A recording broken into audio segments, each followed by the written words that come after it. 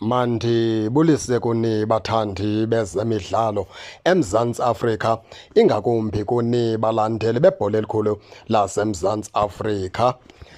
Baphulaphuli ke lapha kunendaba ke ezifikayo zezokubana ke uDillon Shepherd yaphinda umfana omntu waphindiselwa pha kwi-technical staff ke seqela leKaizer Chiefs, apho kuthiwa makawuqinisa pha ubudlelwane, oqinisa amandla, afake ulwazi lwakhe oluphangaleleyo ngeKaizer Chiefs. Bathi ke noko banethemba lokubana ke abalandeli beqela leKaizer Chiefs bawuvuya bachulumance xa beva iindaba zokubana iKaizer Chiefs ithatha uDillon Shepherd, kwathiwa makahambe obethelela inzipho aqinise pha kwi-technical staff ke yeqela leKaizer Chiefs. Nomlumzana uKhaze naye wayingqina loo nto, wathi hayi i-experience kaDillon Shepherd bayidinga kakhulu ngamandla, futhi ke bathi ke noko ubukho bakhe phaa buzoba nomohluko omkhulu, futhi ke buzawuza nenzuzo neempumelelo ezintle zeqela leKaizer Chiefs. Watsho sitsho ke phaa uKhaze esithi ke kwaphaa etreyiningini ke bazama kuyatreyinwa, kwenziwe yonke into and kwenziwa sure into yokubana itim mayibe fit, kwenziwa sure into yokubana ke itim mayibe ready ukujongana nee-matches zayo. Emveni kwake fumane ke u3 points ufake engxoweni ize nempumelelo, ikwazi into yokubana ke abalandeli beqela leKaizer Chiefs ke bonwabe babe novuyo.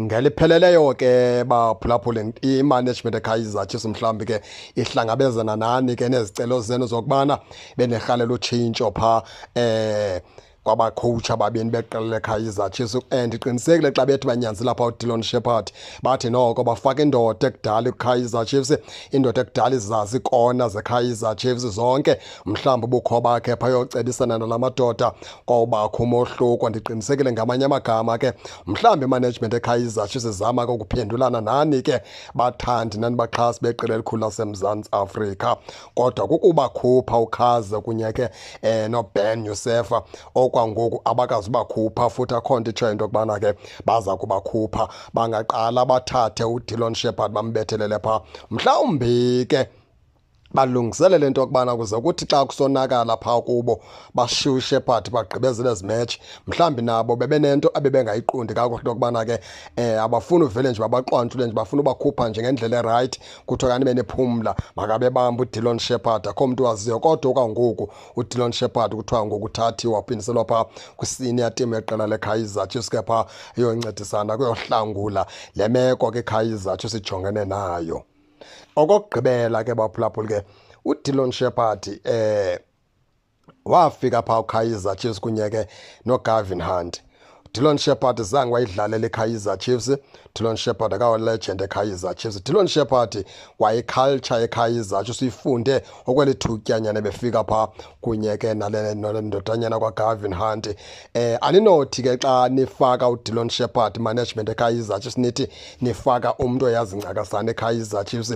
Zikhona ilegend zeKaizer Chiefs ezinye ke ziredi futhi ke zizimisele ukuncedisana neqela leKaizer Chiefs. Ndiyazi lento phaa kwiKaizer Chiefs, kwimanagement eKaizer Chiefs inengxaki nelegend zeKaizer Chiefs, ngoba ukhuse phaa ukhona phaa bangamthathi phaa aye kuba siscout seqela leKaizer Chiefs, bamthathe bambuyisele phaa ebhentshini ukhuse. Xa bengafuni ukubuyisela phaa oDr Khumalo, xa bengafuni ukubuyisela phaa nabo Neltovi, bakhona abantu abayazincakasana eKaizer Chiefs.